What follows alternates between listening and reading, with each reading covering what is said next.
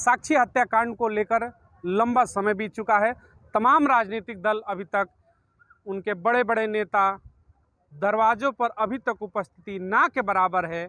अगर किसी नेता की हम बात करते हैं तो हमने कुछ दिन पहले रिपोर्ट की थी, चंद्रशेखर रावण सहित कुछ अन्य नेता है जो दरवाजे पर पहुंच चुके हैं।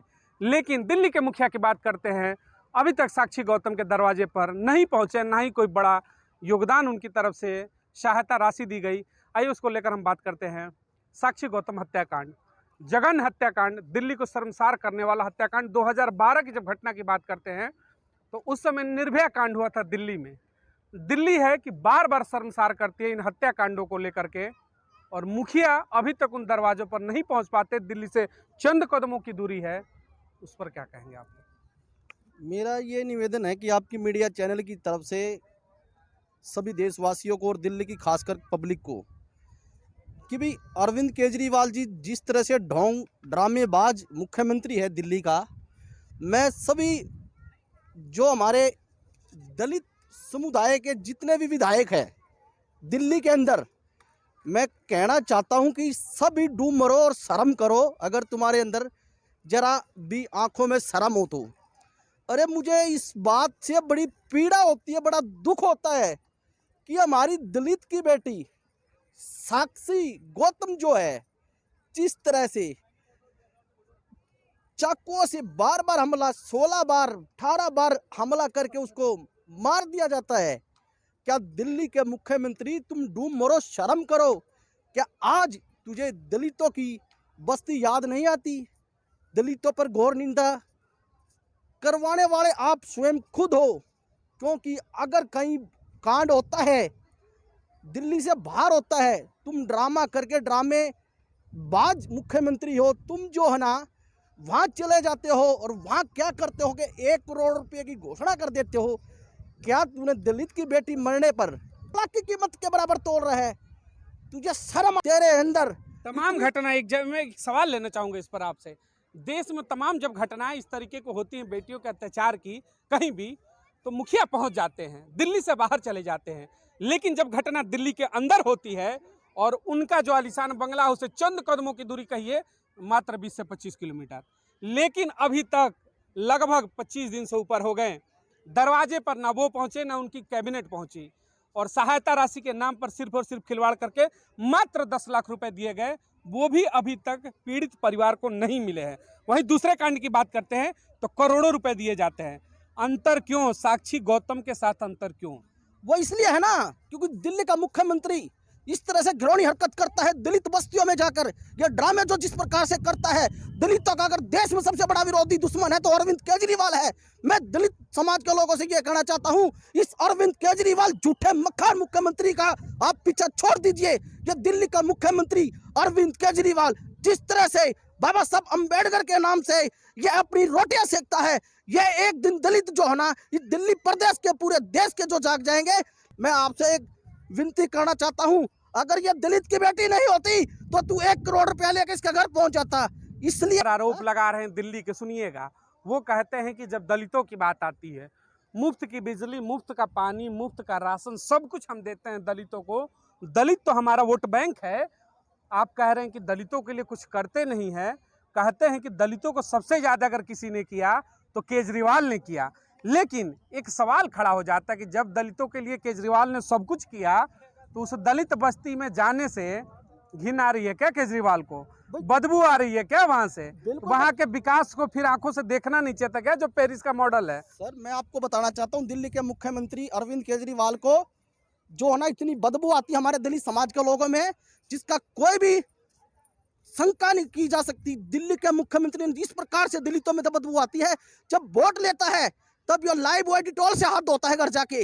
ये मैं इसका प्रमाण सबूत देता हूं। अगर इस बात को मैं अगर कहना चाहूं तो आपके मीडिया चैनल के माध्यम से ये कहना चाहता हूं, जितने भी हमारे दिल्ली के एससी विभाग के जो भी हमारे एमएलए हैं, अरे डूब मरो, शर्म करो। तुम अगर ऐसे नकम्मे मुख्यमंत्री का तुम साथ दोगे, अगर तुम अपनी दलित की आवाज नहीं उठा सकते तो तुम देश पर राज कैसे करोगे? तुम देश को बहकाने का काम करते रहोगे। लेकिन एक दिन इस देश का दलित जागेगा और इस देश का दलित एक बहुत बड़ा आंदोलन करेगा, जिसमें अरविंद केजरीवाल का आंदोलन दिल्ली के मुख्यमंत्री अरविंद केजरीवाल के खिलाफ आंदोलन मैं करूंगा।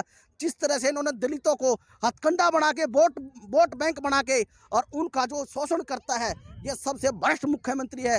दिल्ली का सत्यानाश कर दिया इन्होंने। कच्ची कॉलोनियों में जाकर देखिए, आप पानी की सुविधाएं नहीं, स्कूल में जाकर देखिए, ड्रामा करता स्कूलों का।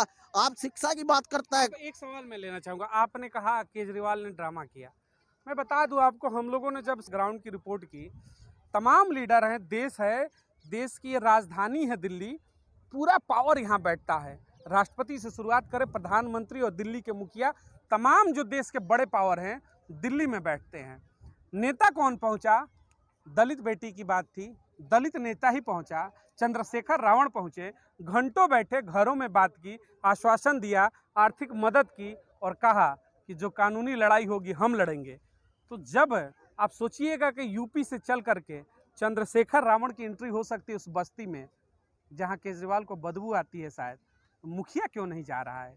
इसे तो वोट भी देते हैं, गद्दी पर 3-3 बार बैठा भी दिया, फिर तो कम से कम दरवाजे पर तो जाना चाहिए। इतनी तो मतलब इंसानियत होनी चाहिए, कम से कम किसी के दरवाजे पर जाओ, आप मुखिया हो, मिलो, सहायता करो या ना करो। देखो, ये हमारे से सबसे बड़ी भूल हो गई है, जो कि हमारी दिल्ली की जनता ने, हमारे दलित समाज के लोगों ने जो इस पर 3 बार विश्वास किया, लेकिन हमें सोचा एक बार आदमी सुधर जाएगा, दोबारा सुधर जाएगा। अरे इन्होंने 3 बार ऐसी गलती करी, जिस गलती का खामियाजा आज हमारे दलित समाज के लोगों ने भुगतना पड़ता है। तो आप दिल्ली की तमाम मुद्दों पर सोशल एक्टिविस्ट हैं, ये घूमते रहते हैं दलित बस्तियों में, हमेशा उनके उत्थान को लेकर लड़ाई लड़ते हैं। क्या दलित बस्तियों की वाकई में हालत दिल्ली के अंदर जब बात की जाती है तो मुखिया कहते हैं कि पेरिस बना दिया हमने, तो लंदन बना दिया, कच्ची कॉलोनियों को पक्की कर दिया, जहां झुग्गी वहीं मकान दे दिया, मुफ्त की बिजली दे दी, पानी दे दी। क्या वाकई में दिल्ली निचले स्तर पर बदल चुकी है? क्या पेरिस हो चुका है? क्या लंदन बन चुका है? क्या अरविंद केजरीवाल के इन वादों पर आप कितने विश्वास करते हैं? दिल्ली के अरविंद केजरीवाल पर मैं विश्वास तो शुरू से ही नहीं करता, और अब और ज़्यादा विश्वास नहीं करता। दिल्ली के अंदर कोई पेरिस दिल्ली नहीं बनाई, कोई गली नाली नहीं इसने संवारी, कोई रोड का इसने ठेकड़ी नहीं लगाई। दिल्ली में एक बार 1 घंटे के लिए बारिश आ जाती है, पूरी दिल्ली चक्का जाम हो जाती है, पूरी दिल्ली में पानी हो जाता है, और मलेरिया मच्छर इतना होता है दलित बस्तियों में। वहाँ पर एक बार भी अगर अरविंद केजरीवाल सच्चा मुख्यमंत्री दिल्ली स्थिति है तो एक बार 2-2.5 घंटे रात के समय दलित बस्ती में बैठ के दिखाएं, वह खुले आसमान की तरह बैठ के दिखाएं, तो मैं दिल्ली के मुख्यमंत्री केजरीवाल को यह समझूंगा कि तेने दिल्ली में विकास करा। रही बात एजुकेशन की, एजुकेशन का इसने भट्ठा बैठा दिया। कोई दिल्ली में कोई यूनिवर्सिटी खोल ली हो, कोई पब्लिक स्कूल खोल लिया हो, कोई किसी समुदाय गरीब आदमी का इसने कोई पॉपुलर कोई काम करा हो, ये शराब ड्रामा है, दलितों का वोट हथियाने का। आपने कहा कि कुछ नहीं हुआ, आप कहते हैं कुछ नहीं हुआ, मुखिया कहता है कि सब कुछ हो गया, सब बेहतर है जी, दिल्ली चंगा है जी, दिल्ली पेरिस है जी, दिल्ली लंदन है जी, तमाम वादे होते हैं। सुनिएगा, और आप कह रहे हैं कि दिल्ली में तो कुछ हुआ ही नहीं। अब लौट कर आते हैं, फिर से मैं आऊँगा उसी मुद्दे पर, साक्षी गौतम, दलित बस्ती, दलित परिवार पे आऊँगा। बार बार दलित वोट करते हैं, हर पार्टी को विश्वास कर कर। नई पार्टी आती है, कहती है जी हम दलितों का विकास करेंगे, हम सबसे बड़े हितैषी हैं दलितों के। फिर जब सत्ता शासन वही दलित उनको वोट करता है तो फिर वो हालात हो जाते हैं कि उनकी बस्तियों में जाने से घिन आता है, बच्ची के ऊपर वार पे वार हो जाते हैं, हत्याएं होती है, निशंस हत्या होती है।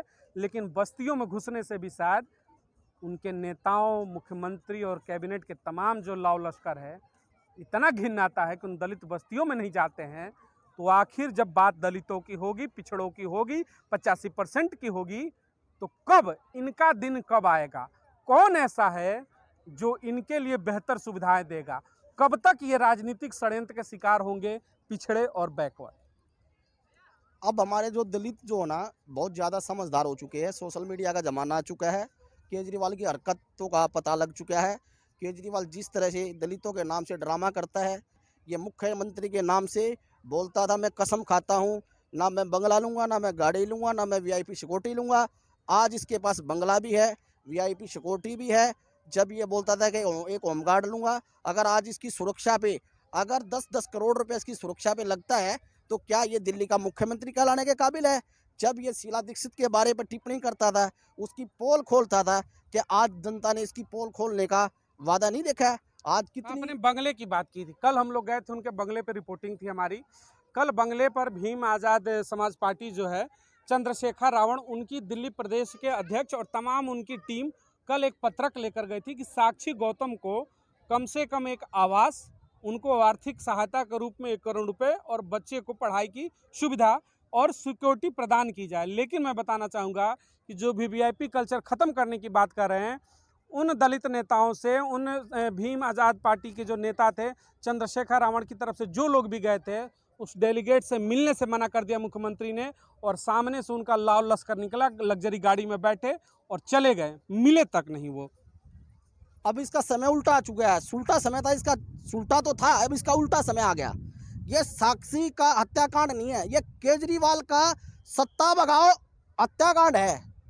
अब केजरीवाल के साथ ही यही ड्रामा होगा।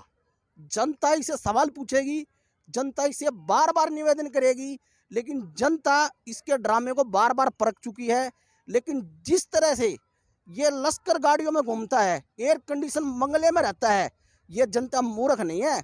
अब इसका समय उल्टा आ चुका है। समय उल्टा आने का मकसद ये है कि हमारे देश के जो दलित हैं, पूरे देश के जो दलित हैं, अगर इन्होंने दिल्ली में उनको बहका लिया, अगर बाहर अगर ये बहकाने का काम करेगा, तो हम इसका कड़ा विरोध करेंगे और जगह जगह पर विरोध करेंगे। हम दिल्ली के जंतर मंतर पर भी इसके खिलाफ प्रोटेस्ट करेंगे। 24 का चुनाव है, 24 का चुनाव आने वाला है।